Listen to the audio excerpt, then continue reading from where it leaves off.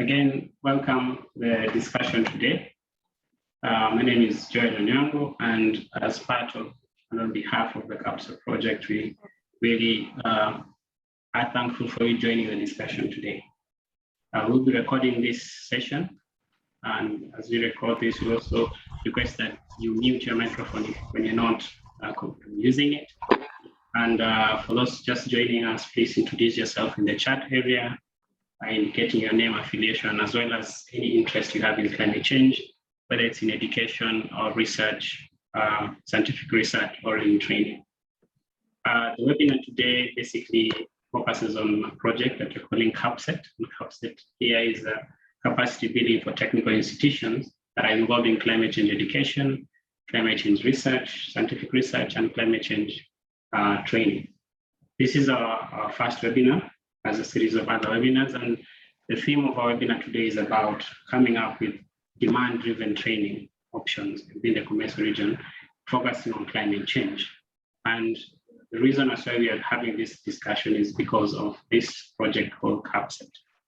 Now, the CapCET project, as we are calling it, is basically focusing on capacity building and also focusing on the COMESA region. And what this means is that we want to enhance the capability of professionals and institutions within the COMESA area to be able to be better prepared for climate change, act on climate change, but also move the climate change agenda forward, funded by the COMESA Secretariat and implemented by these three partners, that is African Center for Technology Studies, where I also am based, and the Institute for Climate Change Adaptation at the University of Nairobi in Kenya, and Tetralink Taylor and Associates, who are also partners in this project. We are also collaborating in this particular project in building capacity in the COMESA region by Ethiopian Environment, Forest Research Institute, as well as the Environment, Climate Change and Sustainable Development Institute at the University of Zimbabwe. So the CapCET project, as we call it, has a very specific model that is supposed to build towards demand-driven kind of training. And what we did as part of this project is that we started by scoping the ecosystem. And in this, we were able to find out how important context is when it comes to climate change, but also how delivery mechanisms can enable wide reach. As part of the project, based on this scoping, we went ahead and started finding out, okay, what is needed, what kind of demand is out there. And out of that, we thought that having a targeted demand assessment allows us to be able to generate information and find out priority areas for capacity development. And we'll get a presentation later on in this session where we look at what demand looks like in Ethiopia and in Zimbabwe. We also did a needs assessment, and this needs assessment was tied to identifying specific partners. And that's why we brought in the collaboration from Ethiopia Environment and Forest Research Institute, as well as the Institute for Climate, Environment and Sustainable Development at the University of Zimbabwe. And of course, based on this collaboration, we did some needs assessment.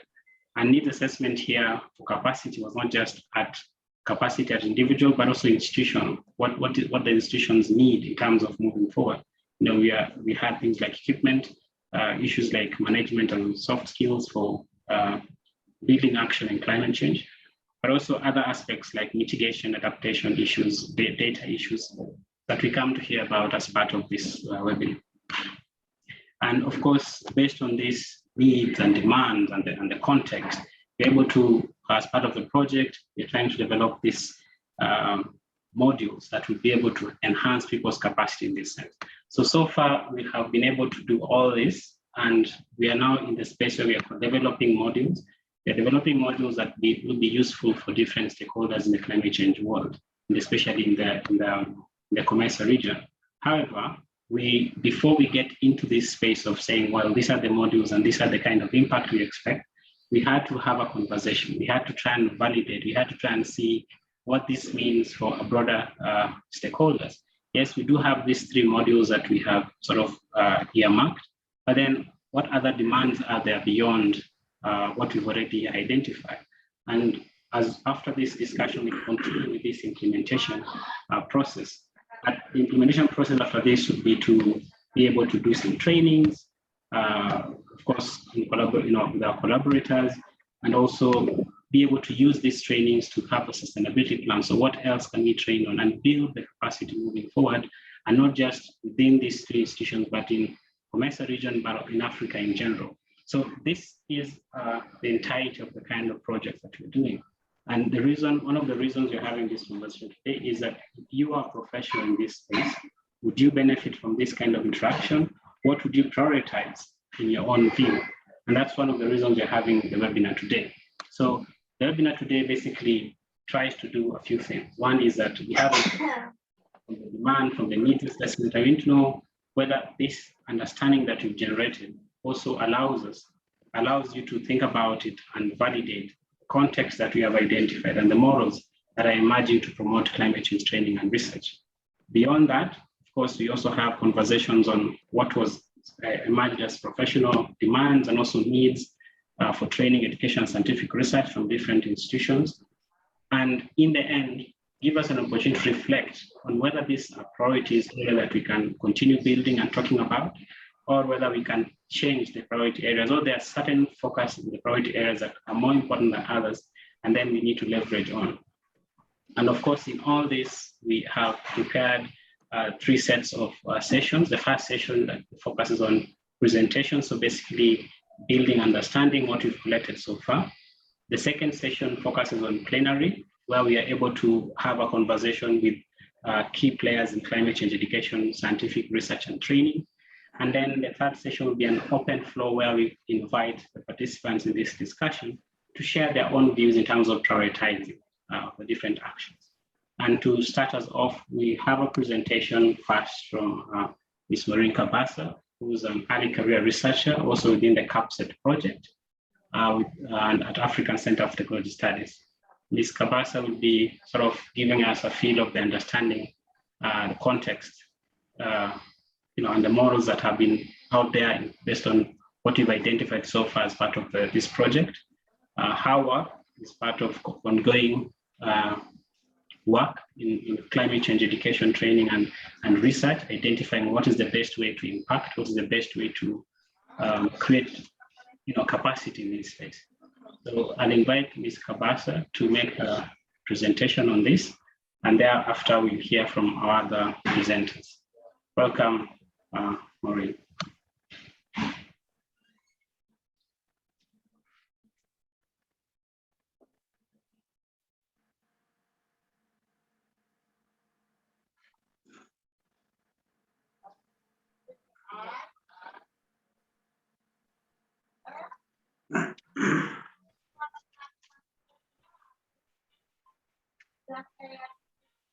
Thank you, Joel, for that introduction. And good morning, good afternoon, depending on where you're joining us from. My name is Maureen Kabasa. I work with the African Center for Technology Studies, and I am part of the CapCET project. And I'm going to present a paper that we've been working on since I think around March, as we were beginning to implement the project. And it's on the link of the context of climate change, gender, and delivery models. The context will be the introduction bit, the method. We'll look at the dimensionality of climate change, capacity building, and the link of climate change, gender, and the delivery models. First of all, about CapCET.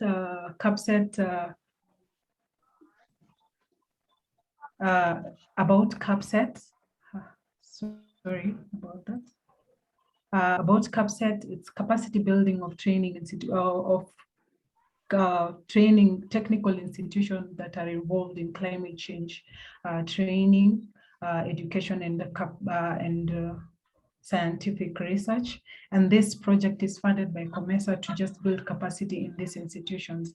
The main objectives of this program was to do a demand assessment and a needs assessment, which we've already done, the development of the curriculum, and then delivery of curricula, and then we're going to disseminate it. And after that, we're going to ensure sustainability, that after the end of this project, the one-year project, the program will still continue. And the consortium or the team that is part of this project has been highlighted by Joya. That is the ACT, University of Nairobi, and Tetralic Taylors and Associates. And then why this case? This was basically part of our landscape assessment that we were doing, so more desk review that we were doing. And the objective of this paper was to explore different dimensions of climate change, the gendered nature of it, and how the concepts link to delivery models, and ultimately to strengthen institutional and human resource capacity by understanding the gender aspect, delivery models, and ensure inclusivity. How this paper was developed, first of all, it was a discourse analysis, more giving a storyline on dimensionality of climate change, that is the context of climate change, and then the gender nature of it, and also the delivery models. And there was systematic review, literature review. There's 51 documents were reviewed, both from the physical to the social sciences. And there was also the demand assessment that was done in the continent, that is Africa. And this was an online questionnaire that was sent to climate professionals to give their view on climate change. First of all, the context, the delivery models, and the training needs that they would resonate with. First of all, capacity building generally is not just the individual level, but also the institutional level and the systemic level. All these are aimed to addressing the challenges of climate change and achieving sustainability when you link all of them, instead of just dealing with one individually. Dealing with all of them would give a better and transformative change. Looking at the multidimensionality of climate change has different dimensions. That is the context, that is the global, there is the global climate action, and then there's regional climate action, that is space, and also there's the local climate action, and also involving the minority group is another dimension of climate change, and the delivery models are also a dimension of climate change. Definitely there are other dimensions of climate change, but looking at this paper, we only looked at the context, the minority groups, that is the gender mostly, and also looked at the delivery models. So when you look at context, in the findings, when you looked at context, you look at the global, regional, and the local context. And this in this context, we looked at different aspects of climate change, from climate adaptation, climate mitigation, climate resilience, different agreements that have occurred in the global space, regional and the local, in terms of improving climate action, different actions that have been taken in the global space, regional space, and the local space to just improve climate action. And we see that different, for example, we have the Paris Agreement, which paved the way for better climate action and also accountability. And we also have the African Union, which also goes ahead to play a role in climate change. That is one of the institutions that, and different institutions and the projects that are taking part. And when you look at the context also, the developed countries are different from the developing countries. Within also the developing countries, what is relevant to Kenya is not what is relevant to Ethiopia, and it's not what is relevant to Zimbabwe. So there are different contexts, and as we look at climate change, we have to look at the different contexts so that we can give solutions that are relevant to the specific area and are more impactful. So when it comes to time also, different changes occur and different times have different changes. So we have to look at the context in terms of space and also in terms of time. So what we found out about gender, men and women are disproportionately affected. That is in some areas, the women are affected. In some areas also, we can also, when you look at the whole gender group, there are women who are also advantaged than the men. So gender has different aspects and different facets that affect them. And in this gender space, men and women are disproportionately affected. And efforts have been made in the global, regional, and the national level. In the global level, you can see different discussion in the IPCC and the US UNFCCC giving out different aspects and different ways to gender mainstream, and different policies have been adopted in terms of gender mainstreaming. And in this, we have seen that development have been made and progress has been made in the global, regional, and in the national sector. In the national space with the NDCs and the NAPs. So in this context also, despite the efforts that have been made, there's still gap that require more effort to be made in the space of gender and inclusivity in terms of the minority groups. So including them as much as possible is important in our project, in the capacity building activities. So it's very important in that area. So the next area that we looked at is the delivery models. And in these delivery models, we found that there are different delivery models. There are different ways of passing a message in terms of climate change. There's the formal methods and there's the informal methods. The formal methods include education, formal education. There's a primary level, secondary level, colleges and universities where climate change is passed either directly or indirectly. In primary levels, we have the geography classes, and also there's environmental studies in different universities and colleges. So messages on climate change can be passed in different methods. And also in the research institutions, there is the research institution, the think tanks, the ministry that passed the message of climate change. And in the informal methods, we have the art part. There is a songs, poems, storytelling, photo voice, informal training. There is a social media part. Then there's also community training and learning. There are more delivery models that would be involved in terms of either formal or informal, but we really did highlight them here, but the paper has more detail on the same.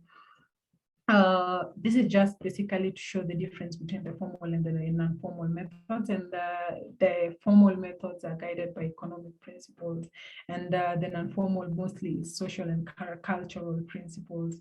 And then formal methods are finance. Some in the non-formal is mostly is financed individually. For instance, if you look at the think tanks and the research institutions or the education, there's money coming from also the public and the individual, the donor funds that are really running the institutions.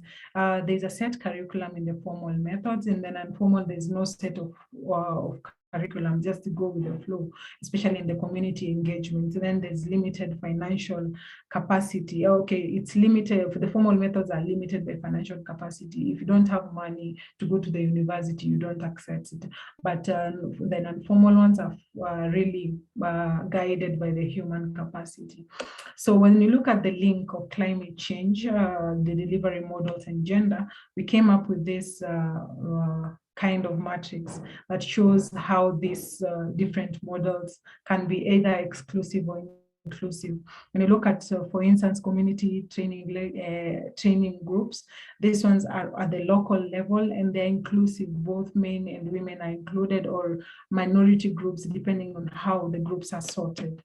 And also looking at the storytelling and songs, poetry, they are inclusive and contextual in different ways, but they are inclusive because both men and women and different minority groups are included, different age groups are also included. When you look at the exclusive type, we're looking at the research and formal education. They are limited with time, with money. If you're not financially stable, it's not going to be you're not going to be included in that. In a way, you're going to be excluded. And then internships are more or less reserved for these people who are qualified. And then Facebook, Instagram, YouTube, and blogs, mostly the youth are in this sector. The older age group is also exempted from this. So this is all highlighted in the paper, and it's clearly highlighted in the paper, and it's there's more room for further inclusion of different delivery models. So the take-home message that we are taking from this is, one, we need to understand the context that we are looking at climate change. There are different needs in terms of climate change, and different countries, different areas have different needs. What works for me doesn't work for you. What works for Kenya doesn't work for Zimbabwe. So different contexts have to be understood for more impactful and relevant solutions that are going to be to make the change is going to be relevant to the specific country. And if you link that with the specific delivery models that resonate with the area, and also looking at different gender group and including them in as much as possible, maybe in our projects and everything that you're going to take part in terms of climate change, it's going to lead to coherent policies, sustainable climate action, and also gender mainstreaming. And therefore, we're going to contribute to climate action. And that was my time. Thank you for listening in. Thank you so much, Maureen, for that presentation. I think it starts with us thinking about no solution comes from not contextualizing ideas. And since climate change is affecting people in a space that is contextual, and it's affecting different gender groups in different ways, maybe it's an opportunity for us to start thinking of developing solutions or training solutions, for that matter, that are demand-driven but also contextually specific. And she's given quite an interesting matrix there about context and generalization of different training solution areas and models of delivery. So we will then go to our next presenter. We'll come back to questions after the presenters have finished their presentation. So our next presenter is going to start putting us into the exploration space. Dr. Zenebe Mekonnen. Dr. Zenebe is Director of Climate Change in the Climate Change Directorate at the Ethiopian Environment and Forest Research Institute. And as part of our collaboration, he's going to give a presentation about some of the gaps and training needs that have emerged, education and research needs that have emerged, with a focus, or rather case study within Ethiopia. Dr. Zenebe, the floor is yours.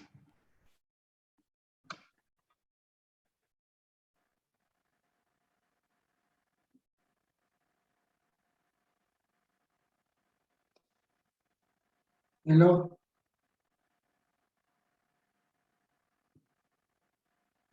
Hi, Dr. Zenebe. Hello, Joel. How are you? Hi. Hello. Hello.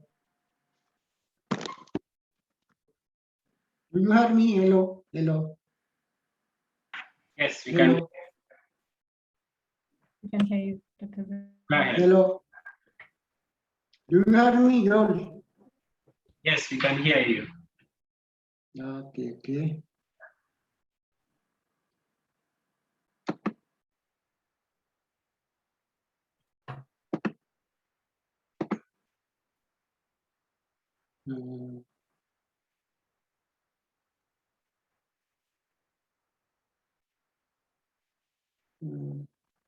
Hello.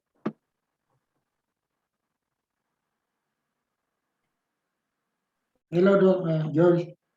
Yeah, we can hear you. Go ahead. There is some technical problem. Please excuse me. Sorry.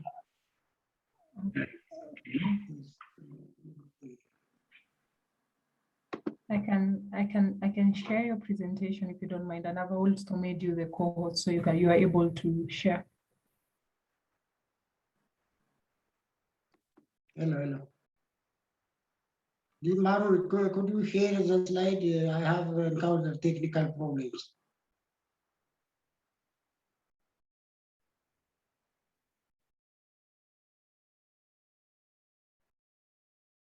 Okay.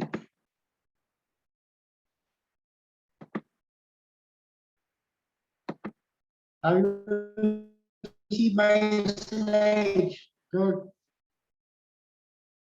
Is it visible? Yes, you can see your screen. Hello. Yeah, my screen, is it visible? Yes. Hello. Yes, it is visible? visible. Yes, yes, Dr. Zenembe, it's visible. Okay, good afternoon, everybody. Respective sites. I'm going to present capacity building of technical institution involved in climate change, education, training, and scientific research. CapCET, with collaboration with need assessment report of the Ethiopian Environment and Forest Research Institute.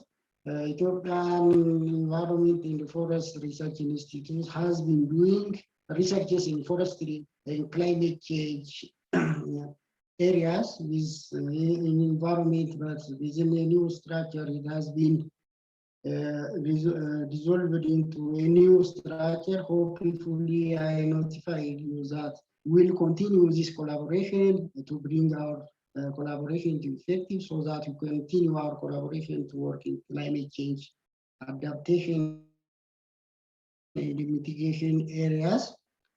As a summary, existing need in EEFRI, existing need minus the desired needs, which gives us gaps in the climate change adaptation and mitigation. And as a whole, the climate change is a global issue, as well as developing countries like Ethiopia are more affected by the impacts.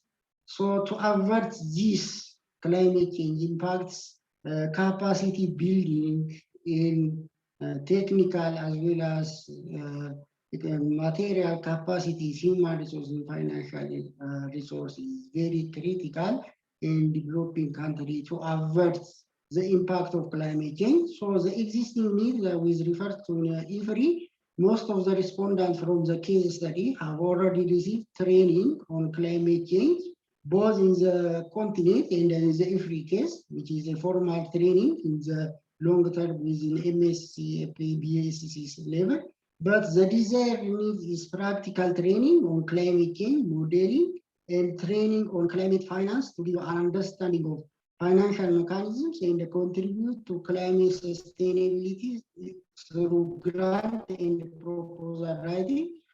As I tried to mention that climate change impacts adaptation and mitigation needs financial sustainability to conduct research and development initiative. So these desired needs are lacking in most of African countries, including our institution, EEFRI. So there is a need to close this gap by building capacity, training, so education, training, and so on. So as an introduction, climate change is a global challenge whereby Africa faced the hardest hit. To avert climate change impacts, countries need to act now and act in partnership, because climate change impacts have no border, so that acting together and acting now is essential to avert the impact of climate change. So to do this, there is limitation of financial resources, limitation in institutional capacity. So we made a collaboration with this COMESA commissioned project with ACTS, ICTA, TTA, and EEFRI, so that these capacity building CapCET projects have been developed to just resolve how can we resolve this capacity limitation in the climate change impacts. So the assessment report which is conducted in our institution, the demand assessment and the institutional need assessment have been conducted with key informant interviews. So the using semi-structured online questionnaires sent to key informants in the climate change space and validated by stakeholder discussion. We have made an institutional assessment by distributing online questionnaire, giving insight on the enabling institutional structure. So that's higher levels managers have given their views regarding on this institutional assessment, regarding the structure of the capacity of the institution. The second is individual assessment have been also conducted, which gives overview of climate training needs were conducted in in EEFRI as well as related institutions. Then the objective of the assessment is to identify an action plan detailing best approach for meeting improvement targets and identification of climate training needs for development and the delivery of the curriculum, and contribute to adequate planning for future growth, sustainability, and ultimately climate action, and contribute to development that utilizes the current strengths in supporting the identified limitation with respect to the institutional structures and the training capacity. What is the gap in institutional structure? Why should we improve? And the capacity gaps in the technicalities as well as instrumentalities. So with this assessment, we have come to a preliminary results of respondents with climate topic needing training. The respondents in EEFRI and other related institutions which are working on climate change issues. Respondents are answering the first topic needing training is climate smart agriculture and climate smart landscape, including forestry. Then implementation of the Paris Agreement is ranked, responded by 17 respondents. And thirdly, climate finance, climate leadership, climate transparency and reporting, climate mitigation, climate adaptation, and climate modeling are given responses according to the frequency as shown in the table. So the EEFRI capacity assessment, capacity indicators, and the weight out of 50 given by the institutional responses are organizational ministers have given 5, the strategic planning, operational planning, and impact assessment also given 5, out of which is weighted by 5 from 5 means mostly it is appropriate or excellent. So as you indicated with those frequencies given by policies and procedures has given 3 rank because the policies and the procedures are most lacking in free about implementing the IPCC policies, the policy into the putting the policies into the ground, following the procedures of international IPCC document to put into the ground is lacking. That is the way why that is given 3. The other is diversification of funding source, the long term investments also given in a weight of 2, because this is as we conducted it during in our EEFRI research program, funds are only brought from the government treasury, which is a very low amount of budget. We cannot run the project successfully. So that is why it is given a rank of 2. In general, the average weight of this institutional structure given by high-level managers are the average cumulative weight is 4.58, which is more or less rated as a good ranking. But as I suggested, that there is financial and policy-wise and involvement of gender perspective also should be given due attention in the future to further capacities in institutions. The other is climate training needs, which is mentioned based on the category climate change modeling, which is climate change modeling related to land use change and bioenergy, advanced level training in hydroclimate models, training and the projection of land use, climate change models, forest in the climate issue should be dealt in. This is one of the categories which are dealt during the need assessment. The other is climate change adaptation also needs a capacity building or through long-term training on climate change adaptation and mitigation areas. Noxious climate change and sustainable development related to climate change adaptation training also needed on this area. The other is climate change mitigation, which is on bioenergy development in agroforest system, rehabilitation of degraded land, and reducing the emission through bioenergy This also climate training need areas which are identified during our assessment. The other is climate finance and resource mobilization. As I have tried to mention earlier, grant proposal writing and fund for large projects to do in climate change adaptation and mitigation needs a large budget, but our institute is receiving from the government really very early, so that there is a need for how research proposal or the research proposal to outsource an additional funds from donor agencies. The other is highly preferred climate change topic according to our assessment is climate mitigation and adaptation, has been responded by 27 respondents. Ecosystem-based climate smart agriculture, including climate smart landscape, disaster risk management, implementation of the Paris Agreement have been ranked accordingly by the respondents. But exchange program also is one of the key issues during our discussions that has been raised, because to learn one from the other, exchange programs are also one of the type of capacity building which are enhance the capacity of our researchers, so that exchange program are also given by ranked by respondent, 100% of the respondent, because we can learn from others which has a better capacity within infrastructure and within desert technologies, so that exchange program also ranked by almost by all respondents. So we have to also during our future collaboration, we have to also focus on this exchange program.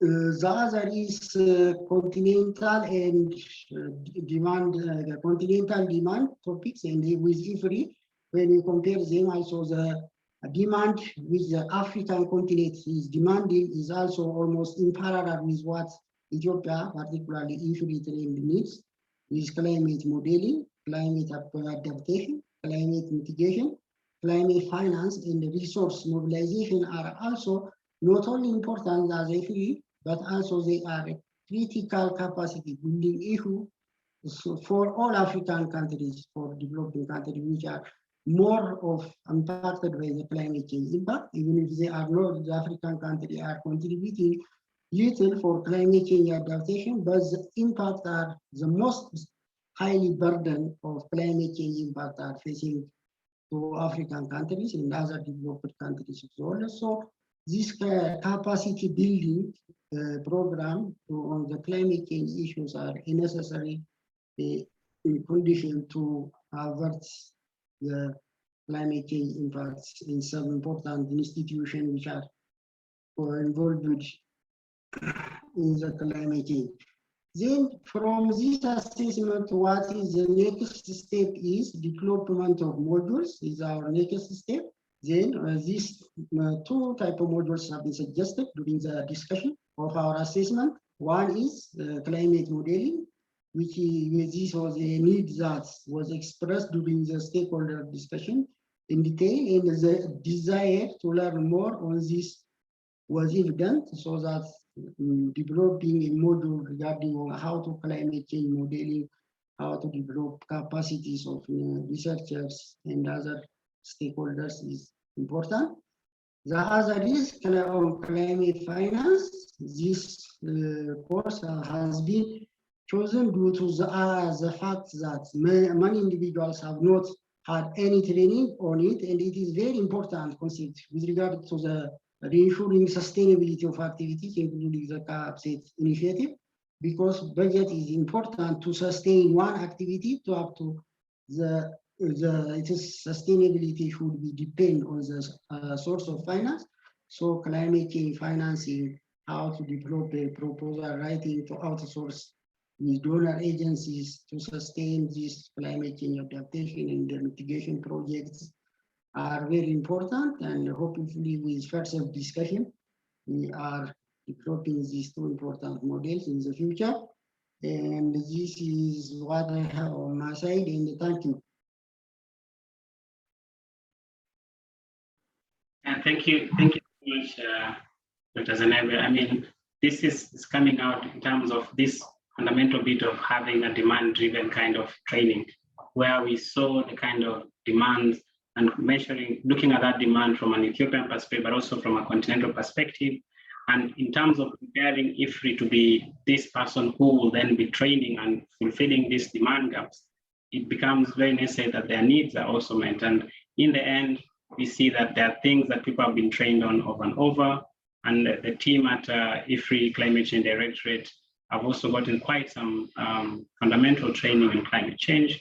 And then now this is the space for now action. Can we plan for the future? Can we have the models that will help us plan for that future? Can we raise resources that would help us, bridge that gap in climate action? Thank you so much, Dr. Zanebe, for that wonderful presentation. We'll come back to you with questions if they emerge. But then I'd like to invite our next presenter, who's Professor Halanga, who's also Deputy Director for the Institute for Environment, Climate Change and Sustainable Development at the University of Zimbabwe. Professor Halanga will be giving us a view, case study, similar to what we've sort of had in terms of the general needs from Ethiopia, but now in the context of Zimbabwe, having been part of this collaboration. Professor Linda, if you're ready, the stage is yours.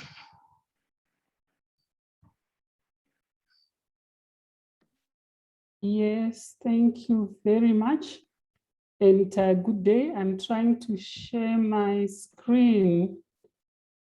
Okay.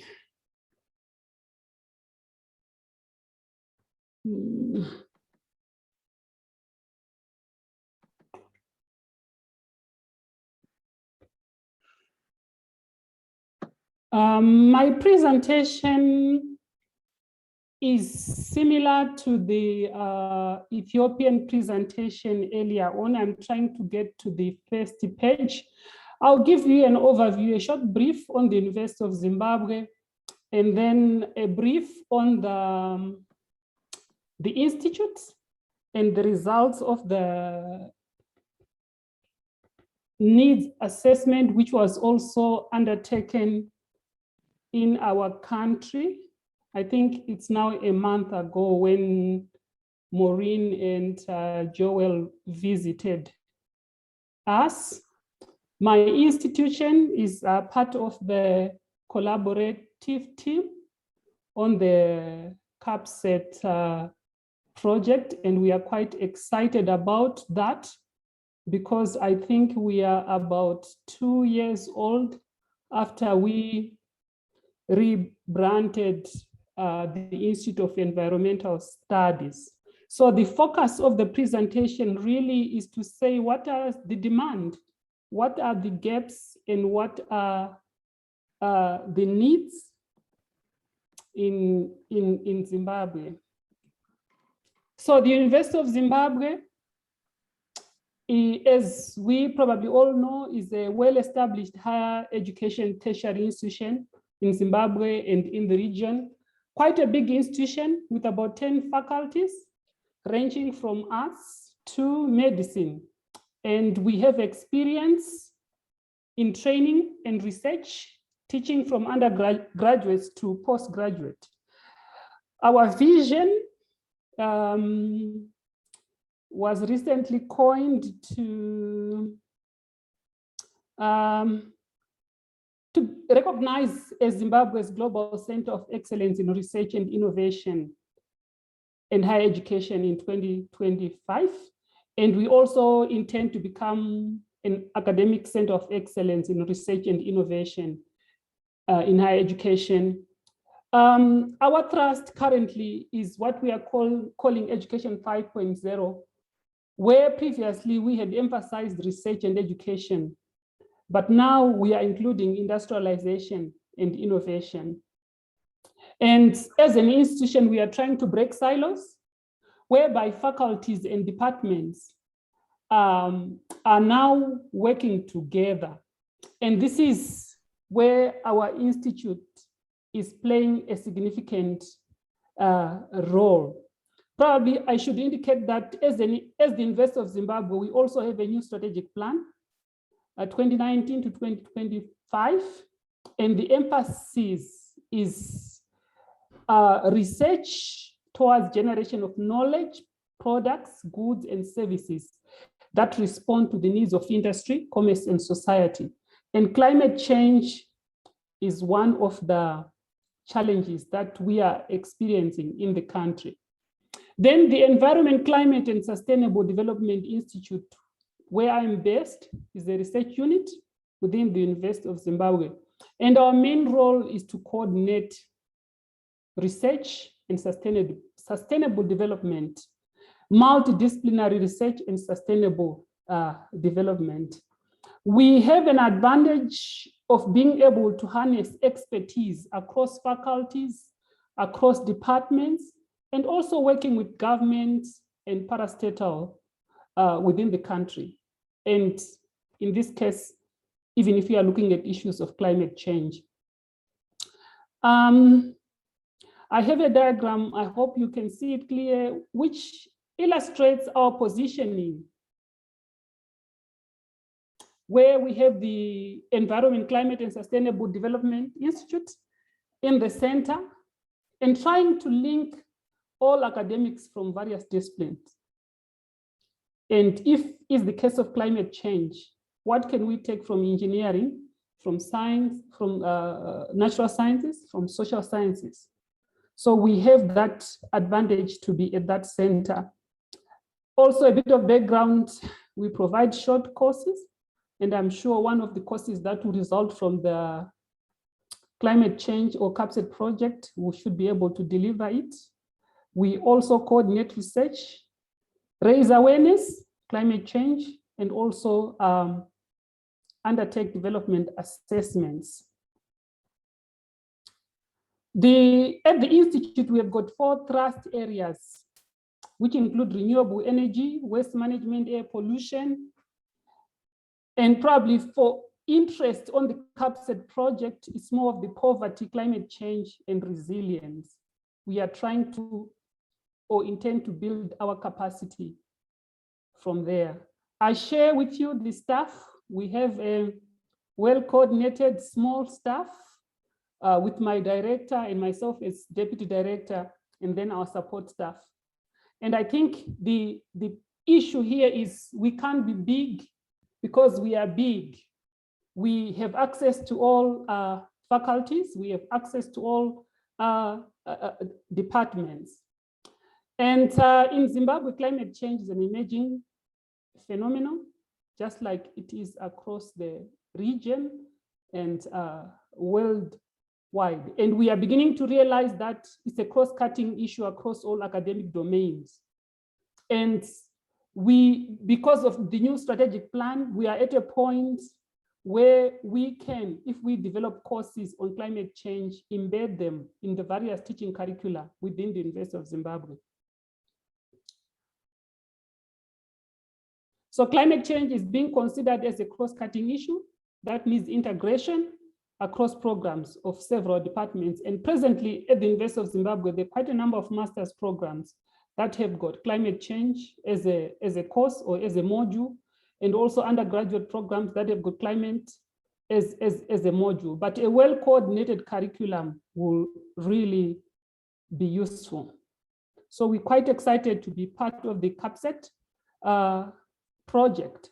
So we are also involved in the demand assessment, in the needs assessment, whereby Joel and Maureen visited us, and we had to do the demand assessment by sending questionnaires.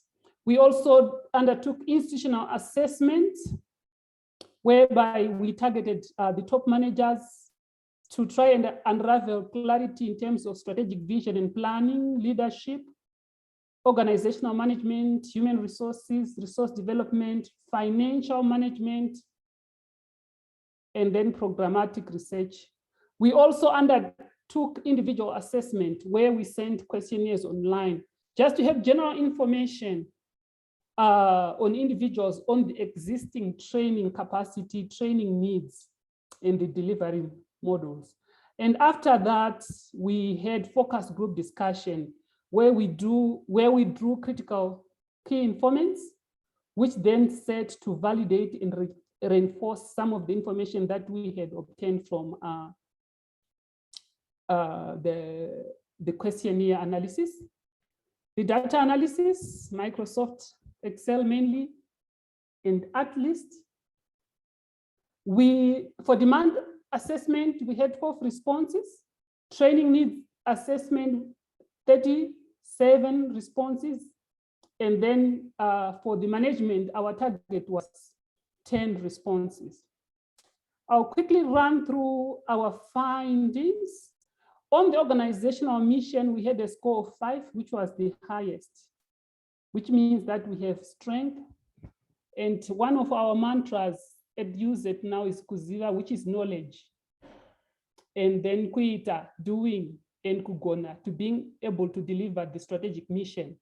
So all our research, be it in climate change, has to illustrate that we are able to do it, and then we are able to deliver. On strategic planning, we had a score of 5, which was also quite good. It seems top management is quite clear of the strategic planning. We have got long-term and short-term strategic plan. Then we also had 5 on government entities, another 5 on decision-making. Although it was shown that it tends to be top-down, there might also a need to ensure that decisions can be made from the bottom. The key values and ethics, we got also a good 5 there. Our main values are knowledge, diligence, integrity, innovativeness, creativity, and professionalism, which means that our values are quite tight. Internal communication, we got a score of 4, and it was noted that it can be improved. And where we were weak was on policies and procedures. And the comment was that policies that govern climate change training, education, research need to be formulated better. And I think I agree with that. And probably at this juncture, I can mention that my institute, where I am now, used to be called Institute of Environmental Studies. And in the new strategic plan, it had to be rebranded to Environment, Climate, and Sustainable Development. And we are 2 years old. And this is really where we are working on to beef our capacity with respect to issue of climate and also issues of sustainability. Human resources recruitment process, we had a 2, and the comment was that no staff has been specifically employed for climate change training. I think, like I indicated earlier on, it's also because we draw across faculties, but also within those faculties, there is need to enforce, and probably even in our institution, to have a designated person who looks at issues of climate. And the comment was that the institution should consider engaging individuals who are well versed in climate change issues. And I think I want to agree with that. Performance management, we had a good score of 5. And fundraising and development plans, we had a 4. We had a 4. I see that my video is blurred there. I'm not sure why, but I hope you can hear me. And then diversification of funding sources and long-term investment, we also had a 4, which is not bad. Accounting system, 5. We try to have our accounts audited wherever possible. Finance reporting, we also had a 4. Then press and media relations, we had a 3. We don't probably readily interact, but only on purpose. Working relations with other organizations was a good 5. Like now we are working with Joel, Maureen, and now I'll also getting to know the Ethiopian guys. Working relations with government also was 5, which means that even in issues of climate, we should be able to link easily with our government departments within our country. Legitimacy, 5. And then program management, we had a 4. And monitoring of progress, we had 5. Looking at individual assessment on climate training, it was found that 98% of the respondents had some form of climate training and research on different levels. And the topics that they had covered are quite broad. Issues of climate mitigation, climate adaptation, climate smart agriculture, climate resilience, climate modeling, climate awareness and education, climate transparency, climate law, and policy. When we looked at needs, several needs were highlighted in the survey.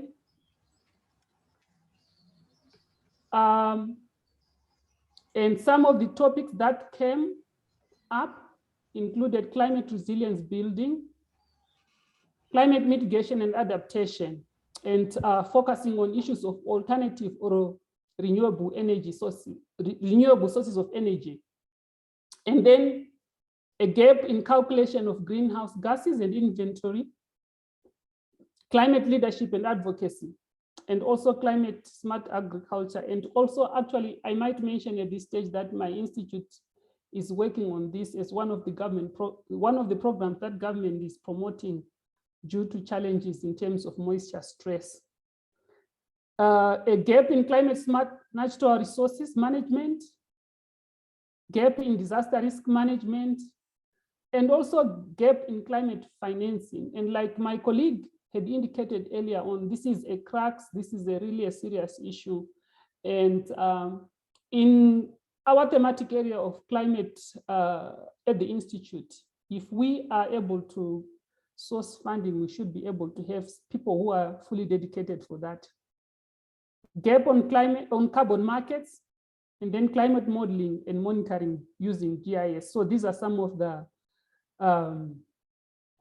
gaps that were identified.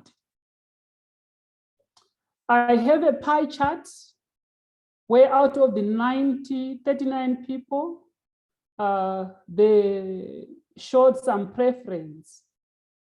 I think the biggest was the climate change mitigation, which was indicated by about 22 people.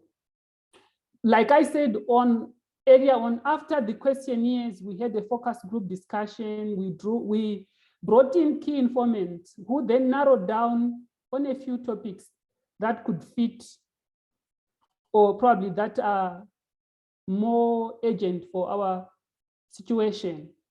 And one of them was it included climate mitigation, climate adaptation, climate resilient building, climate monitoring, climate modeling, and climate finance, where we need to do grant and proposal writing. I'm not sure why climate finance. I would have put climate finance on top. In terms of delivering models, all respondents 100%, like Dr. Zanabe had said, thought that exchange visit would be useful. And 98% of the respondents highlighted that they would prefer online or blended. I think it's because of the recent experience we have had with COVID. I'm almost getting there. So this is the situation in Zimbabwe. And there was a link between the demand and the demands and the institutional needs. Critical topics are climate mitigation, and then alternative sources of energy. I think it's because of the issue of deforestation of our forests, and then how it can worsen the issue of carbon sequestration. And on this table, I think those that are in, is it orange? Climate mitigation was considered as quite critical, and then climate financing. And the key informants or the focus group discussion showed that the energy sector is often overlooked. Most of Zimbabwe's population depend on firewood as a primary source of energy, but the overall energy mix is dependent on thermal powered electric electricity generation. So that's one of the areas that needs to be explored. And also a recommendation that mitigation costs would be desirable and make an impact. I think I've indicated the need for blended learning there. So overall, it was established that my institute has capacity to improve climate change education training and scientific research. We still need to build up the capacity within the university and can train the trainers who can then pass on the knowledge and use a case-specific situation. As earlier on, Maureen had indicated that some of these things are very context-specific. And we look forward to co-development and co-delivery of the modules and try to ensure inclusivity. And the two courses that were, or modules that were chosen for Zimbabwe were climate mitigation and adaptation. This was a need that was expressed during the stakeholder discussions in detail. And then climate financing, this course has also been chosen due to the things we really need to ensure that we are adequately trained to be able to access funding. Thank you very much.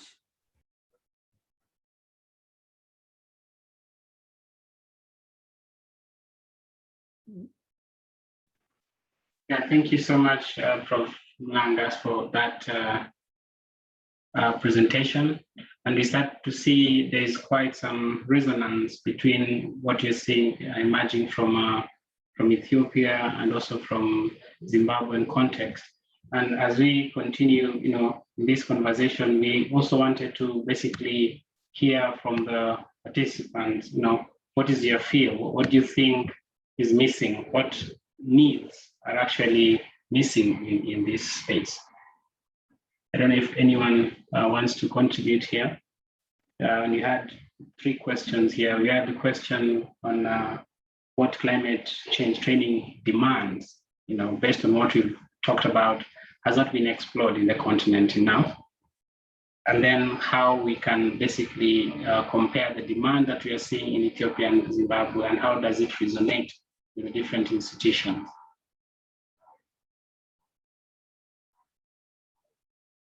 I don't see any specific requests for contribution. But we continue this discussion, of course, in our panel session. And in that panel session, we are going into these questions and going further to start exploring these unique demands that we need to bring onto the table, but also the different delivery models and how to improve capacity building approaches that we can embed within climate change preparedness. And for this panel session, I'm going to invite Professor Kefasi, who's also director of the Institute on Environment, Climate Change, Climate and Sustainable Development at University of Zimbabwe. And also we have the executive director of the African Center for Studies, Professor Ogada. And we're also expecting Dr. Agena Angelu, who's the Deputy Director General of the Ethiopian Environment and Forest Research Institute. I'd like to first invite Professor Kefasi to basically give us some comments relating to these questions that we have here on unique training demands that have not been explored, and how the demands that have been presented for the case study of both Zimbabwe and also Ethiopia resonate with your experience and the institution, how you work here. And also, if you can give any comments about the delivery models that will be able to give the biggest impact. And finally, in any way that we can improve. So over to you, Professor Kefasi. Thank you. Can you hear me? Yes, I can hear you. Okay, good. Thank you and good afternoon, colleagues. And I want to thank the presenters for the presentations that they have just delivered. It was quite clear. I'm glad that what they were trying to do is try to find out what are the different training needs of different levels of our society are. And I thank you so much for articulating them very well. One of the assignment that is given me is not very easy, and I don't want to sound like I've already done a demand analysis at continental level or have undertaken a training needs assessment, but what I'm going to suggest is largely going to be based on my own observation, my own experience, yes, working in Africa on issues of climate change. And I want to say this upfront that my observation might not reflect totally what's happening in different areas. There are quite a number of developments and initiatives that are designed to address issues of climate change training. But let me say this, I have dealt with the issues of large adaptation within the context of agriculture. I've worked with colleagues in different continents, in different countries within the continent, the likes of Niger, Nigeria, Rwanda, Uganda, Malawi, Zambia, and Zimbabwe, Mozambique. And I'm currently doing some research with colleagues in Senegal, Kenya on climate change related issues. And what I'm aware of, right, from the upfront, that a lot of donor funding has gone into climate change agriculture, supporting both adaptation and issues of mitigation. So what from my observation is largely that most countries, I don't know, have tried to improve their curriculum in different levels within the formal education system to incorporate issues of climate change. I'll speak on particularly in Zimbabwe, where we have made deliberate efforts to include climate issues within agricultural training centers, within the university. I think, as Professor Mshanga has already highlighted. What I'm noticing is like I might not know what's happening in other continents within the academic institution. What I know is a lot has been researched upon and best practices have been identified. But the key challenge is the knowledge has not been cascading to the people that need to use them most. This would include our extension workers, our farmers. I think Professor Mjanga has already said that it's climate change is a very old phenomenon, but it's recently getting our attention, the attention of governments. And I think that's where the huge gap is. How then most of our extension officers, when they were trained, they probably are now getting out. And this improvement in climate education is just taking place. Where I see that there is a lot of effort that need to be done, particularly people that are working with people that are being impacted by climate change. When I talk of extension officer, I'm not focusing on agriculture, be it in forestry, and in other fora who are working directly with people, trying to improve the welfare of people in different ways and different practices. So for me, largely what I want to say upfront is it's very important to package the information that we're getting from research, climate change adaptation for the benefit of those people that are being impacted most by all the vulnerable groups in our society that are being impacted, but they don't know what's happening to their lives and what the causes are. Issues to do with the national contribution to greenhouse gases, I think this has been highlighted. It's one of the key issues that we are preaching the gospel that we are not quite sure of. We're preaching the message that we're not quite sure of. We don't know our contribution. This is particularly important even at national level. And I think this is one of the key issues that we need to address. That even as they are trying to either talking or negotiating for reduction in greenhouse gases, they do it with full knowledge. One of the areas that I'm also noticing in Africa, particularly in Zimbabwe, where I've been working, in the other countries that I've been working in, we tend to focus mostly on agriculture. And I'm glad I really saw that most of the things are in agriculture. But one of the some areas that are being where climate change is having serious effect is on human and animal health. We have seen the emergence of different diseases, different ailments among our people, and people are not even aware why they cause this, and they're not even well prepared to deal with such issues. I think this is a glaring gap that I think we need also to deal with issues of climate change on animal health. How can we mitigate against that? How can people adapt? How can people change their lifestyle so that they are able to cope with the effects of climate change on their health? Another area that I also beginning to notice, which is very key, because our emphasis has been largely on the vulnerable within the our what we call the raw setup in our smallholder farmers. We do not necessarily put due emphasis on issues.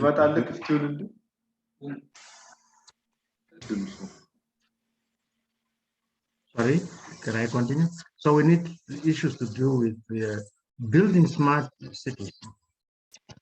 Yeah, the key question then is how can urban councils mitigate against climate change?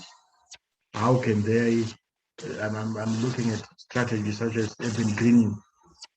Most of our city council are not prepared for this. This is particularly very important if you notice that there is I don't know whether this is true in Zimbabwe and in Southern Africa, where we have this massive, because the agricultural sector is failing, people tend to move into cities. We're looking for greener pastures, but there again, you notice the influx of people is likely to have an impact on reduction of green spaces, which are very critical for climate change mitigation. So yes, I think you noticed even within our curriculum, I think I've already not started to say this, and my colleagues that have presented are saying this. Climate change is an old phenomenon, but recently getting attention of our government. So in a way, we need to make sure that our curriculum, current curriculum or curricula do not articulate very well issues of climate change. And I think this is where we need also to come in to package it for all our curriculum at all levels of education. Now, the other question that you are wanting me to answer is, how does this resonate with our institution? It's going to be difficult to say this without repeating what my Professor Mchanga has already articulated. Our institution is a multidisciplinary institute, and our mandate is to provide a multidisciplinary platform both for research and training on issues to do with climate change and other issues that you already is highlighted. So we see ourselves as one of the key things, and this is where we, as the university, are coming from, to say people are not necessarily affected by just an aspect of climate change, but in one way, but in several ways, which one discipline cannot quite well articulate and address. So we are multidisciplinary in our approach, in our training. We the issues, climate change is having effects or impacts on food, health, and other issues, animal health that I've already started to articulate. And I think this would not ordinarily just require that we have a multidisciplinary approach. And our target as an institution, we go beyond the formal registered students, which is part of our education 5.0, to include also people in government, society, vulnerable groups, our farmers. So we see ourselves as strategically positioned to do the issues to do with climate change.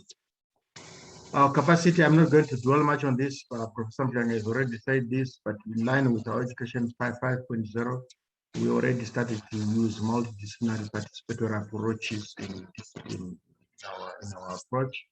We work with the society through issues.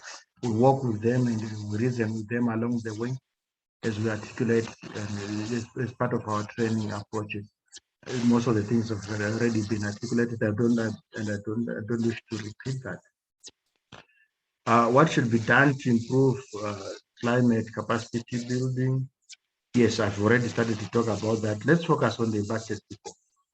Establish their knowledge and their practice. Identify the gap, because what I'm trying to say is we are far behind. We're like, as an academic, as training institution, we're lagging behind. Climate change has already started to have a huge toll on people, on the livelihoods and their health. While we are the crop of people that we are training now might not have immediate impact on the people that are already impacted upon by climate change. So what we need to do is let's quickly try to find ways of addressing this, establish what they know, and then provide knowledge through training, hopefully trying to change their perception and practice so that they will be able also to adapt and also mitigate against the effects of climate change. Then another thing that I think is very critical is to develop training curriculum and strategize on how do we strategize on training these impacted people. Focus should be on adaptation and mitigation, ways of equipping those people that are working with the people that are already impacted upon, and mainstreaming climate change at all levels of our education, our curriculum within our nation. With this, Mr. Chair, let me end here. Thank you so much for this opportunity to share my views. Thank you. Thank you so much, Professor Kefasi. I think you've highlighted very important things there, from thinking about training and capacity building as a multidisciplinary space, and the fact that we are seeing the university there going into Education 5.0 that focuses on bringing different disciplines together, and even the institute being positioned as this place for bringing people, different people together. I particularly like the whole perspective of ensuring the sustainability in the process, continuity of the training, but importantly, you pointed out the idea of having demand-driven kind of training, even if you're focusing on different actors within the climate change action space. And looking at the space you mentioned about extension workers and extension systems, if their needs can be identified, and in the long run, try to mainstream climate change training, research and education within the entire curriculum system and education system that is contextual. Thank you so much for that presentation. I want to invite next our other panelists, Dr. Agena and Julo, if you're here. Dr. Agena is the Deputy Director General for the Ethiopian Environment and Forest Research Institute. If you're here, please go ahead. The floor is yours. And again, we'll also be exploring these 3 question areas. One, looking at what other demand areas have we not covered? Are there any unique spaces that we need to look into? And whether the kind of uniqueness in it and the kind of demands that we're identifying so far resonate with what EEFRI is focusing on, and how we can deliver this kind of trainings. Dr. Julo?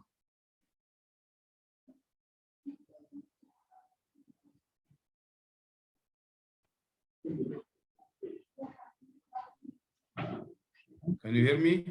Yes, go ahead, please. Yeah, thank you. Thank you for this opportunity, and then the topic is very much important when it comes to Ethiopia and EEFRI, and also to Africa, because the issue of climate change is overall not only Ethiopian, but African and developing world challenge. So regarding to the question, the first question, which is the unique climate change demands that have not been explored in the continent.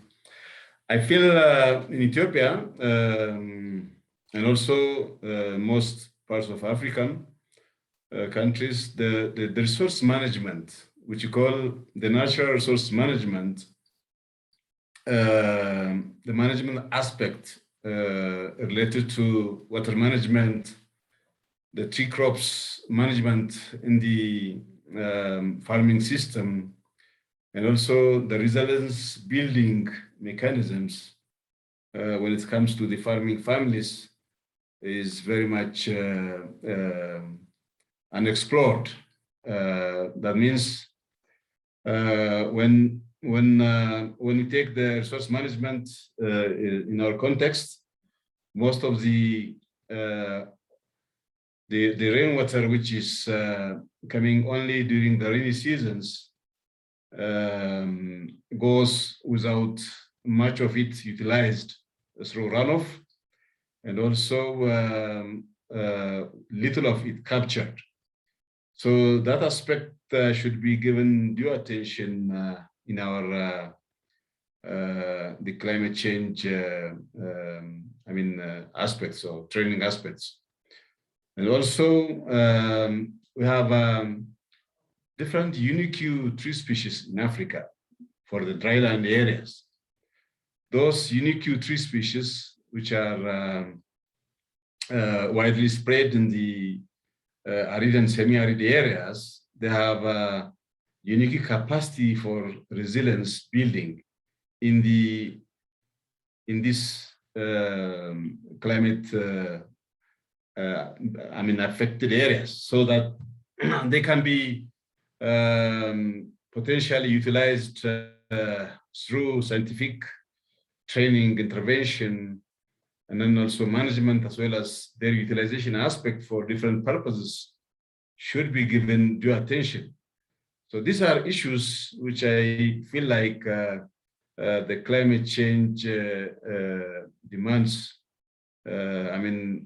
The aspects which we need to go for training should encompass in African sphere. When I go to the next question, how these demands resonate to our institution.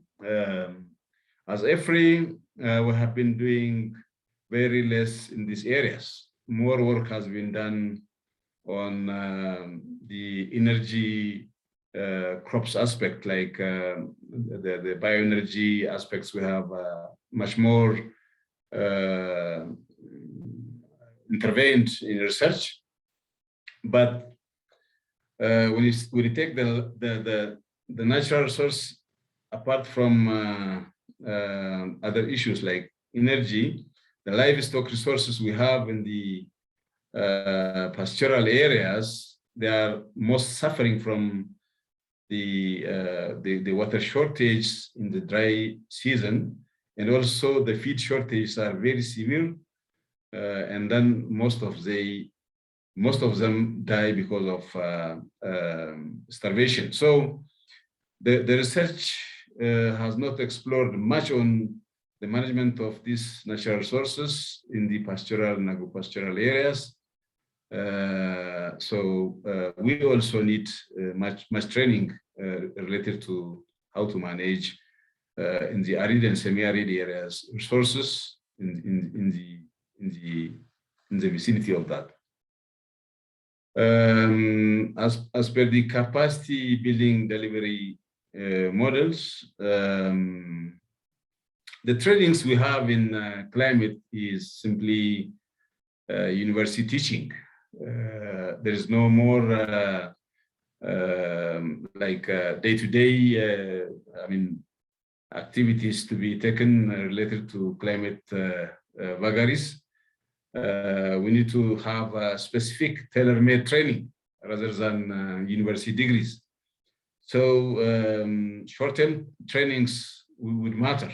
They would matter very much, because experience sharing within African continent and the zone the African region, it's very much important to learn how the capacity buildings are being delivered in each of the countries. So that way we may build our capacity by sharing experiences from each other. So we need to improve our capacity, as I've said, through experience sharing, tailor-made training, and also working on the ground, how to deliver and how to implement them. And also the policy support is also important in each of the countries. In our case, so there is a serious commitment from the government on challenging the effects of climate change with different commitments, but that has to also go to grassroots level on implementation. So what we do is much more planting trees, carbon emission controls somehow from different sectors, but the adaptation and mitigation works on the ground towards the affected local communities is very much limited. So in that respect, the resource management general needs to be improved. Thank you very much.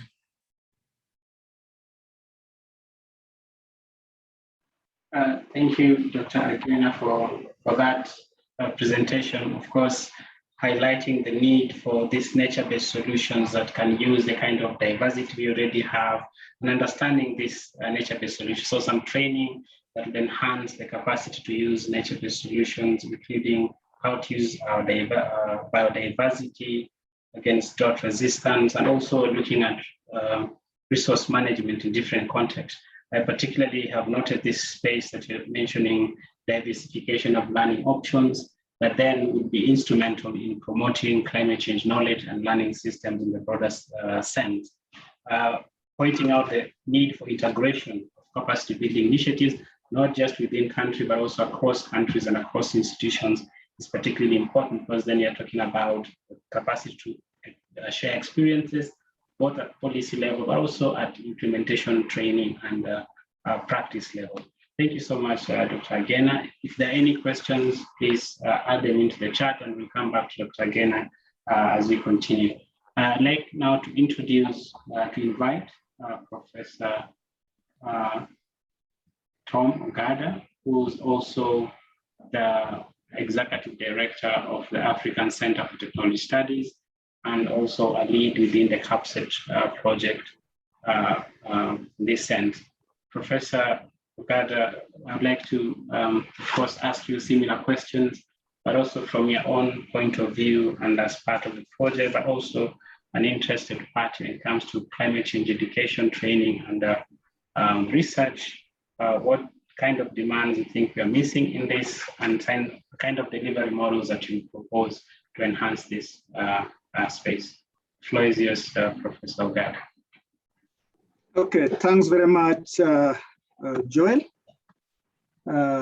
for that introduction. Allow me, as a way of starting, to take this opportunity on behalf of the African Center for Technology Studies, our staff and the Governing Council, to really say thank you and appreciate the participation of our partners from Ethiopia and Zimbabwe, and also the presentations that they have made, both by the director and the deputy director from University of Zimbabwe, and also the two directors from the Ethiopian Environment and Forest Institutes. We really cherish your participation in this program, and we look forward to working very closely with yourself so that we can be able to promote the agenda of climate change in this our dear continent of Africa.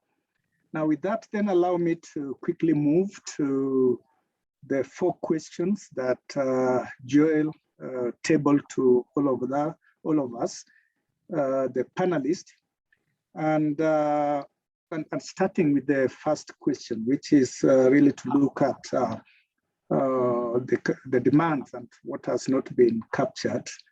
I have 3 comments to make. The first one is that I'm very delighted that climate finance is one of the areas that have been prioritized by the 2 countries in terms of the assessment that was undertaken. And I was delighted when I heard Professor Mlanda saying that she could have wished that climate finance was top on the list. In fact, when the results were shared with me by my colleagues, I also said the same, that where is climate finance and why is it low, not top? But I observed that the focus of most of the respondents was really on the development of proposals. So that is where they are seeing need in terms of capacity building. But I wanted to add 2 other areas within the climate finance that I thought is equally important and that might be useful when we expose the targeted trainees for this program. And the first one, which is really very new, and all of you will remember that all African countries have had to develop various action plans related to climate change, whether it is national climate change action plan, whether it is nationally determined contribution and things like that. The weak point of most of these actions have always been the lack of clear strategy on how to mobilize finances to implement those identified actions, whether it is mitigation or adaptation. And it is good that in the recent years, 2 or 3 years, countries are starting to think about developing what we call financing strategies for implementation of climate actions. And a few countries have done this, including Kenya, that just finalized theirs this year. So I thought that could be another very, very important area within climate finance, apart from just then training policymakers and on how to develop bankable proposals, that they could also be able to have skills on how to support their countries to develop financing strategies for climate action. I saw from a few countries that have done this, that this is something that have had to be supported by consultants from outside Africa. Therefore, they are providing opportunity for locally available experts also contribute to this area. So that is one. Number 2 is, again, preparation of proposal is good, but it is important that we differentiate whether we are doing proposal for mitigation or whether we are doing proposal for adaptation. Because the truth of the matter is that quite a lot of resources can be mobilized, particularly from the private sector, for mitigation. Packaging adaptation project is a major challenge.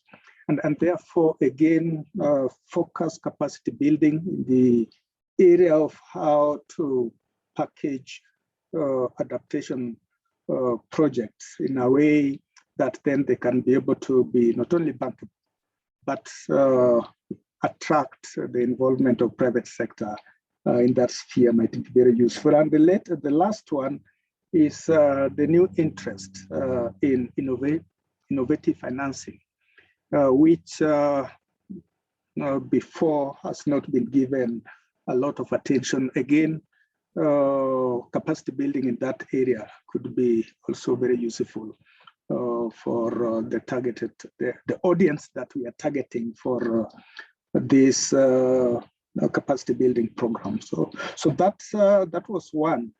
The second area which was completely left out, and perhaps because of we have not given attention to it, is the area of climate technology development and transfer for two reasons.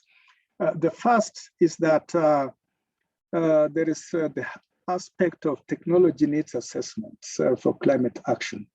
And I want to mention that up to end of last year, about 31 African countries had actually undertaken technology needs assessment.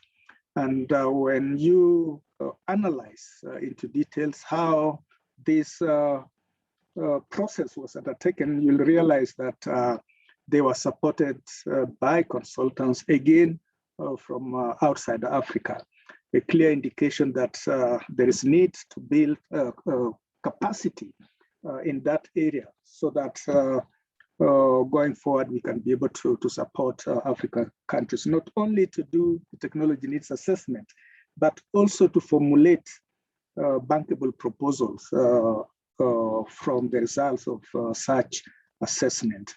The third area that was already mentioned, but I just wanted to re-emphasize, is the area of methodology and techniques for measuring the potential greenhouse reduction for every technology that we are talking about. Again, there's a bit of a skill gap there. And yet today you will see that most of the proposals, including those related to climate financing, will be requiring you to be able to articulate that for this project you're proposing, how much greenhouse gas will you be able to reduce? And therefore capacity to do that becomes very important. And the same thing is related to adaptation, which is even a big challenge. You want to invest in adaptation project, and you are indicating that so many benefits will be realized through this, particularly in terms of resiliency, but then methodology to properly measure and be able to monitor progress on that has also been a key challenge. So those are the three areas that I thought you could consider going forward as a way of beefing the needs assessment that you have successfully undertaken. The second question is how is the demand resonating to our institution, and in this case, the African Center for Technology Studies. And I want to indicate that for us, this needs assessment is coming in at the right time because we are currently in the process of formulating our 7th strategic plan, which will be for a duration of 5 years, 2022 to 2026. And we will want to use these results to help then incorporate new ideas in terms of not only policy research that we do, but also in terms of developing capacity building program within the climate change program within the organization. So this information is very useful, and we look forward to getting also additional comment and suggestions from the participants today, because then that will be indicating that these are things that are required, and therefore whatever we'll be proposing in our strategic plan will be resonating with the actual needs outside there in the continent. Now, the third question was relating to delivery model, and I know Maureen had already presented some of this model. What I wanted then to mention is that first, it really depends on the target audience that we would like the capacity building to be delivered to. If we are targeting for, policymakers and thought that that was really the main target, then of course formal model of transmission of knowledge would be very, very useful, and of course face-to-face is the traditional way, but of course with the COVID, then the blended model becomes really very, very useful. And I just wanted to mention that from my experience in another capacity building program on climate change that we are offering, it is not enough just to then bring participants and train them for 2 weeks and allow them to go and implement some of the skills they will have acquired. We have found out that having some post-training support system, which then now can even include not only internship, but also mentoring and working together with the graduates of the training programs in their project, and trying to handhold them to help them then use the knowledge that they've acquired during the training to implement their project. It becomes very useful, and it is something perhaps then you may also wish to consider. In terms of improvement, I strongly believe that the approach this program has taken, where you start with the demand assessment to get to know what is actually the gaps outside there, is very unique and innovative as a way of developing a curriculum that is not only demand driven, but that can also really have highest impact to the recipient. We know that this is something that is being piloted with you, the two institutions, but my wish will be that this is something we should be able to upscale, not only within the two countries, but also in other countries, so that always then we deliver capacity building programs that are based on clearly done needs assessment. Thanks very much, Joel, and back to you. Thank you, Professor Ogada, for those insights and basically being able to take us back to the idea around having this thing to be context specific, having training that is also quite interactive and looking at both formal, informal, and non-formal. I particularly like the idea of referring to post-training support programs that then really integrates the learnings into the doings. And of course, providing the option of having it demand-driven and specific. I also took down some ideas around training areas that would move countries from thinking about conditional NDCs, for example, to sort of non-conditional NDCs, because a lot of the NDCs, for example, in Africa are tied to funding, and the strategies to raise this fund is often not as clear. Even the typology of the funding directed to mitigation, adaptation, and innovative financing and that. Of course, you've also brought in the space on MVR, the measuring verification and reporting system for greenhouse gases emission and this kind of different climate change related emissions. And this is, I think, something tied to the modeling that we've talked about, and the fact that this kind of findings will also be resourceful for using evidence for decision making. I don't know if there are any specific reactions to some of the ideas that have been shared by our panelists. I think we had a very well-knit group talking from different contexts. We had input from an academic institution provided by Professor Kipasi. We also had from Dr. Agena from a perspective of a technical research institution, but also associated with government. And then, of course, we've also heard from Professor Ogada looking at policy research perspective. This basically gives us different perspectives when you think about development and therefore policy systems in many ways. At this point, I'd like to invite any specific reactions or reflections about the webinar, about something that has emerged. And of course, I'm also cognizant of the time. We only have a couple more minutes to close the session today. But as I mentioned earlier, this is just the beginning of a series of conversations that we'll have. And we'll be building these conversations together with our partners, of course, the implementing partners, but also not forgetting the other partners in terms of collaborations and that. We invite reflections, whether it's right now or even in writing and contribution about these areas. We are thinking about how do we prioritize capacity building training, in which ways, and in a way that they promote climate change. How do we achieve these priorities? And already we are thinking of the kind of training gaps that are emerging are basically options for us to be able to link into how we achieve these priorities. And of course, looking at opportunities rather than looking at challenges that we might get there. I know in terms of the collaboration, I wanted to invite our collaborators just a minute or so to also share their futuristic looking forward.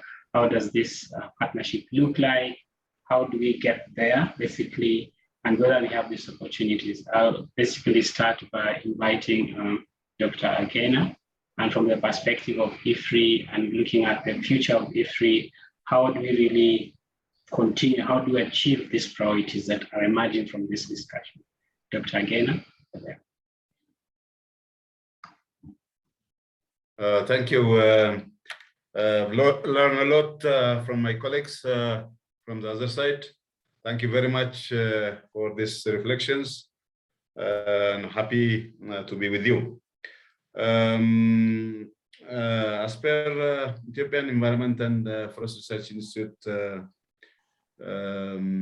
research demands and research activities, we are very much behind in utilizing the greenhouse gas measurement aspects from different sectors, like from the forest, from the livestock, from the industry, from different sectors which are potentially emitting. So since knowledge on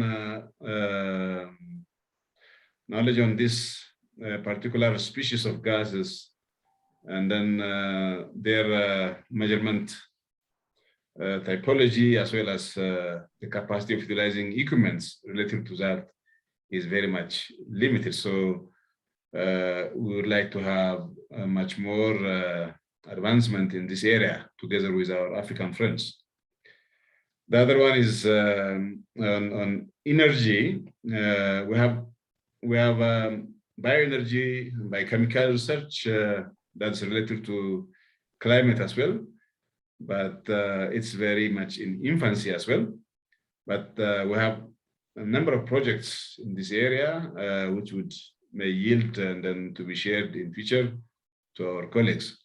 So the issue related to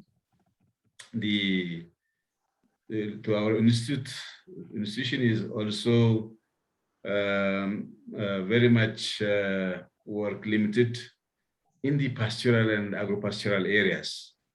The climate change impacts are much more serious there as compared to other areas in Ethiopia. So we would like to also intervene in different aspects of livestock feed and then the invasive species management, and also species which are indigenous but which have thickened in the rangelands, so that they could be managed to some density, and then sufficient feed could be produced there. So training the local population on how to manage their resources related to livestock feed is also very much important. So these are issues which we would like to work with you and share our experience. Thank you very much. Thank you so much, Dr. Agena, for that. And we really do look forward to continue working with you and building capacity internally for EEFRI, but also using EEFRI as a tool also to collectively build the capacity of the region. I'd then like to invite Professor Mlanga, if you could also share with us, how does the future look like for this, and any closing remarks you might have. Yes, thank you very much. On behalf of the Environment, Climate and Sustainable Development Institute, we really are happy. We are excited to be part of this great initiative on building capacity on climate change within tertiary institutions. We look forward to, particularly on the climate financing, it's quite interesting to me, and also on the other aspects that were raised on, I think, by Prof. Ogada, and also to focus in areas of natural resources management. I know quite a lot has been done in agriculture, or quite a lot is being done in agriculture, but natural resources management, we are already seeing in Zimbabwe, like aquatic ecosystems responding to changes in climate. How do we build resilience? And also, what about ecosystem services? How are they being affected, and how are communities able to adapt and build up these changes? So we're quite interested, we are excited, and also to learn from our experiences in Ethiopia and to build further synergies with X. Thank you so much. Thank you so much, Professor Mlanga, for that contribution. Of course, now we are seeing really the idea of demand-driven capacity building becoming more rooted, and making it even contextually specific is even becoming more important, even across institutions, across countries, and also within the region. These ideas emerging on, bioenergy, for example, from Ethiopia, or measuring of verification and reporting perspectives of emission factors, and now going into natural resources management. How do we use the opportunity in terms of training and bringing this together? We are almost at the end of our time, but I'd like to invite Professor Ogada, in light of being also the Executive Director in charge of African Center of Technologies that is leading the CapCET project, to just give closing remarks, after which we'll close the session. Thank you very much. Professor Ogada. Okay, thanks very much, Joel. My colleagues were from Zimbabwe and Ethiopia, and all the participants that made it to today's webinar. One is to say again once more that this has been a very useful seminar, very useful information that we have obtained, and then the team, both Zimbabwe and Ethiopia, people have done a good job in terms of assessment, and you have given very useful data, and together with what we have generated from this webinar, that report would now be enhanced. Mine is therefore to just then request that we move quickly to the second level, which is now the co-development of the curricula, and thereafter the implementation, because we are very, very excited to see how the co-development and co-implementation will take place, so that we can be able to draw useful lessons from the process that can enable us to upscale this model, which we all agree is a very powerful way of capacity building. So that is one. Number two is just there again to mention that we are starting a collaboration, and this training program has provided that opportunity to initiate this collaboration. But I would want to see the collaboration even growing stronger beyond the project that we are currently jointly pursuing, so that with this then we can also be able to explore other opportunities, including joint proposal.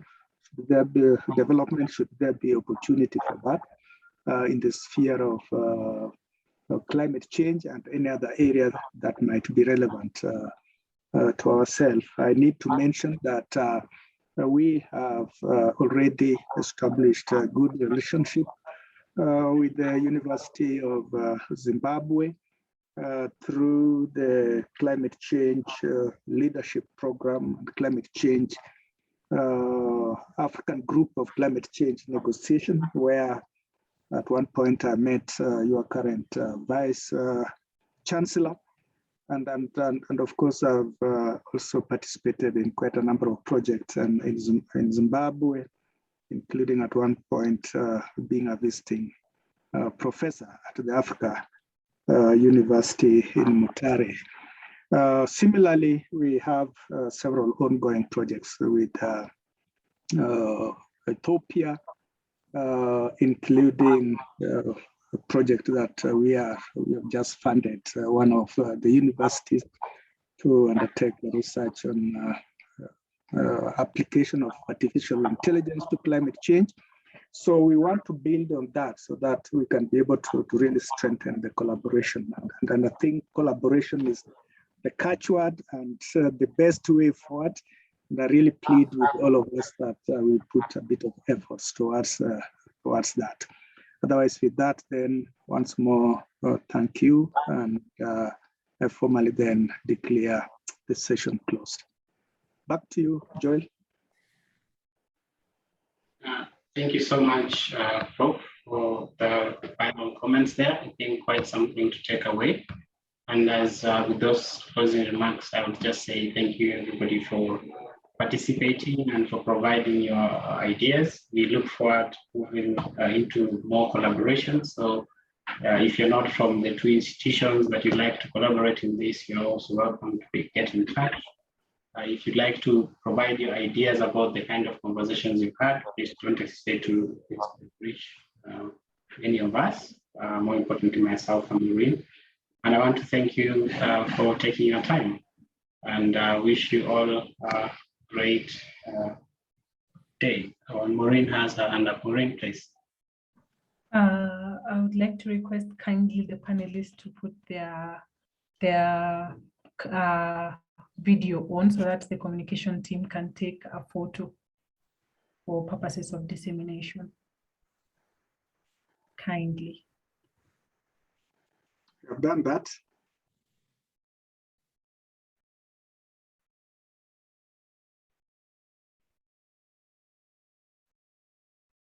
Okay, so I think after that, thank you so much, and I wish everybody a great evening and a great day.